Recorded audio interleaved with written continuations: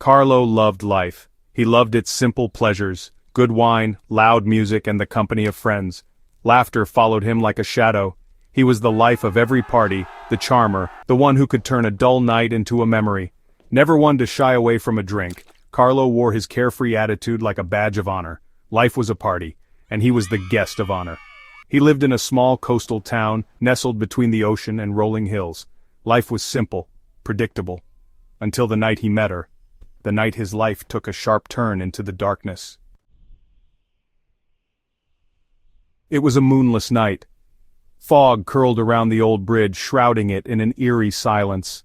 Carlo, drunk and reckless, was driving home from a party. He saw her standing there, a lone figure in a white dress. Her back was to him, long dark hair cascading down her shoulders.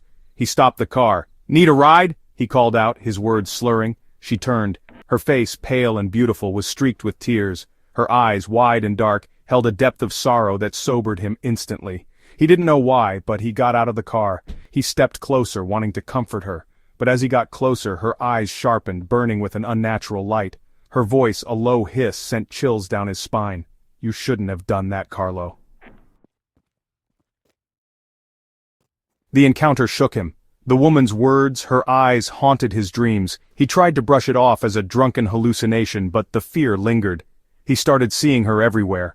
In the shadows of his room, a fleeting glimpse of white, a whisper of his name in the dead of night. He couldn't escape the feeling that he was being watched, judged. His friends noticed the change. The laughter was gone, replaced by a nervous energy. He drank more, trying to drown out the fear, the guilt, but it was no use. The haunting was relentless. One night, fueled by alcohol and desperation, he confessed everything to his friends. He told them about the woman, the bridge, the haunting. To his surprise, they believed him. One of them, an old woman who lived on the outskirts of town, listened intently. When he finished, she spoke, her voice low and grave. "That bridge," she said, "it's known to be haunted. They say a young woman, heartbroken, threw herself off it years ago." Carlo's blood ran cold. He remembered the woman's words. "You shouldn't have done that, Carlo." What had he done? The weight of his guilt, his fear, intensified. Driven by remorse and terror, Carlo decided to return to the bridge. He had to know who the woman was, why she was haunting him. He stood on the bridge, the wind whipping around him. "I'm sorry," he yelled into the night. "Tell me what you want me to do." The fog swirled around him, and for a moment he saw her, standing on the edge of the bridge, her white dress billowing in the wind. He lunged for her, but she was gone. Only the echo of his own voice remained. He left the bridge that night, no closer to answers, his fear more profound than ever. The haunting intensified. He was losing sleep, his reflection in the mirror a stranger to him. The jovial, carefree Carlo was gone, replaced by a haunted shell of a man. His friends, once a source of comfort, now avoided him, afraid of what they saw in his eyes. He couldn't live like this anymore. He had to find a way to make amends, to break free from the ghostly grip of the woman in white.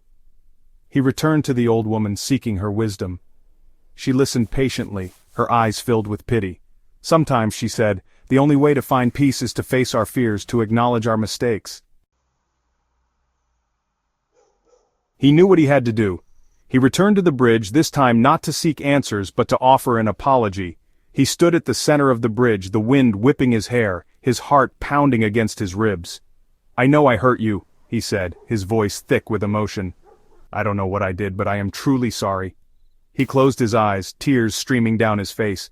He waited for a sign, a word, anything. But there was nothing. Only the sound of the wind and the distant crashing of waves. He opened his eyes. The fog had cleared, and the first rays of dawn were breaking through the darkness. He felt a sense of calm wash over him, a weight lifting from his shoulders. He didn't know if the woman had heard him, if she had forgiven him. But he had done what he could. He left the bridge, feeling the weight of the past few weeks lift slightly.